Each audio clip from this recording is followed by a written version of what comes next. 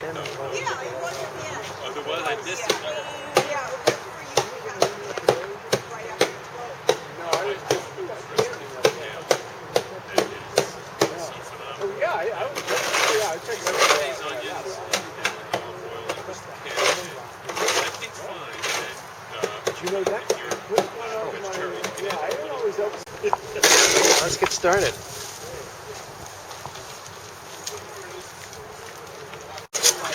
So what brought you out here today? My dad is the committee chair of it, and I'm also interested in, I guess, this whole thing. So how about you? What brought you out here today? Me? Yeah. My friend told me about it, and I thought it would be a cool thing to participate in. So. Do you ride your bike a lot in the winter? Not in the winter, no. But I like supporting people. Maybe you would if a bike path was for you. Yeah, I think it would. That's right. My mom bikes to work every day, and she goes up to Florence though, but just seeing her go every day, it really stresses the importance of being able to commute in any way you need to.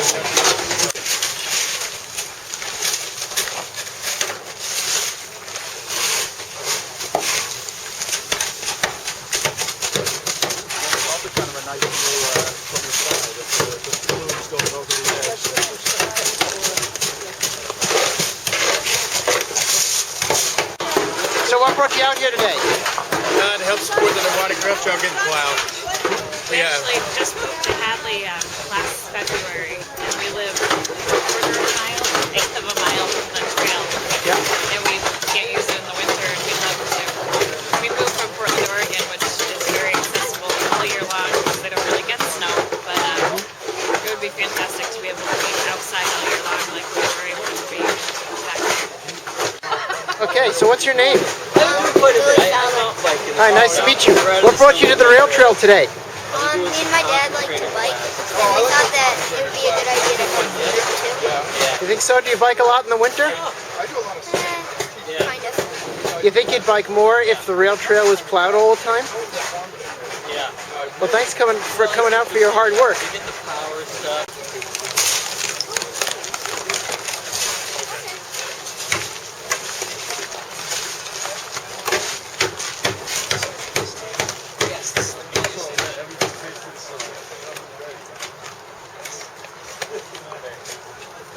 To welcome everybody, my name is Michael Doctor, and I'm with a newly formed group called Friends of the Norwottuck Trail, and our first thing we're trying to do, the most important thing we're trying to do is get the trail plowed in the wintertime. We're working with DCR in the town so that people continue to enjoy this wonderful resource all year round. Many people here are commuters. How many people commute in the wintertime here? How many people commute in the summertime and ride their bikes on the path in the summertime? A lot of you would probably use it in the wintertime, I imagine. So that's what we're here for. And I just would like to introduce my friend Peter Root. It was his idea to kind of get this thing organized. He said to me, we really ought to get this thing plowed, because he rides his bike all summer and fall and spring. And he's not crazy like a few of us to go out on Route 9 in the wintertime. And, and there's a lot of folks like Peter Root who would ride their bikes if this were plowed. And there's a lot of people who would walk and enjoy the path in the wintertime if it were plowed. And it doesn't cost that much. Arlington is doing it, and it costs them $2,500 a year to plow 2 or 3 miles. And so it's not that difficult to do. So anyway, Peter's going to introduce our other speakers today. I think Michael talked to James about it for a long time. James Lowenthal. Hi everybody, I'm James Lowenthal. I lead the local chapter of Mass Bike, and 10 years ago people were saying, we should plow the trail, and the answer was always, we can't plow the trail. We don't want to plow the trail, it costs too much. It's a recreational trail, it's not a transportation trail, the skiers use it, and we always counter those arguments with the ones that you probably know already. Well, the snow is crummy after a day or two, it's no good for skiing. The bridge is a major barrier to winter bicycling in the valley. The river is everything for us. We have these important connections we need to make between the west half and the east half. Most of the people live in Northampton, most of the people work in Amherst. people do shopping on one side or the other. It's a really important link. And while the Coolidge Bridge is okay, we actually worked hard to get the shoulders widened there. You can bike on it, you're allowed to. It's not much fun, everybody knows. And it sure would be great if we followed the example of other towns like Arlington you mentioned. Northampton plows its section of the rail trail. They've been doing that for a couple of years now. It gets tremendous use. It's huge, and it's not just transportation, which should be enough by itself. It's also recreation. Kids use it to walk to school. It's a tremendous asset, and this is a tremendous asset to the community that lies essentially unused for at least 4 months a year. I think we should start with the bridge. It should be the highest priority because once you're over the bridge, you can at least get to the roads. But really, the whole trail should be plowed. So thanks to Peter and Michael for organizing this, and everybody else who's worked on this over the years.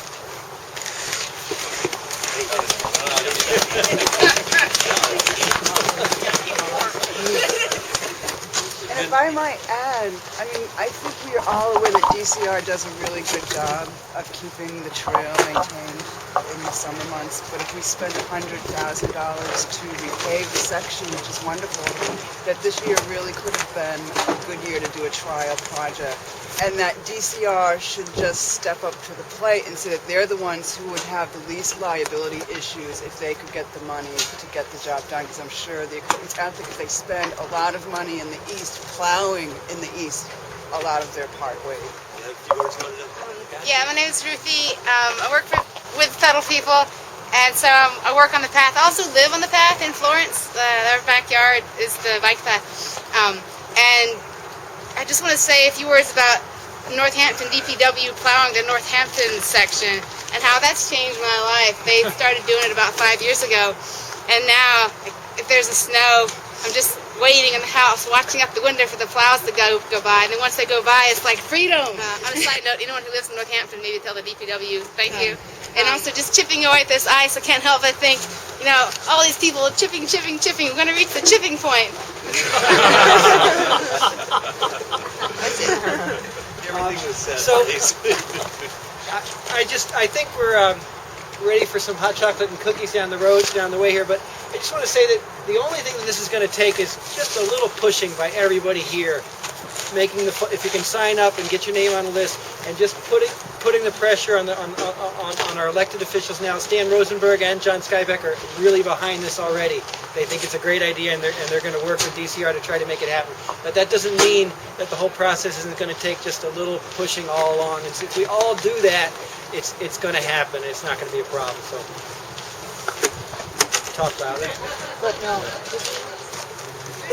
I'll just introduce myself. My name is Jerry Breer. I'm the Chief of Recreation for the Department of Conservation and Recreation. And just wanted to really come down here today to listen as opposed to speak, but I'm happy to hear what you've got to say. We've received the information that you've got about why this is important to you. We're delighted to be in a conversation about how important our facilities are to folks in their daily lives. And so we look forward to the continuing conversation with you about it. Great. Thank you. Thank you for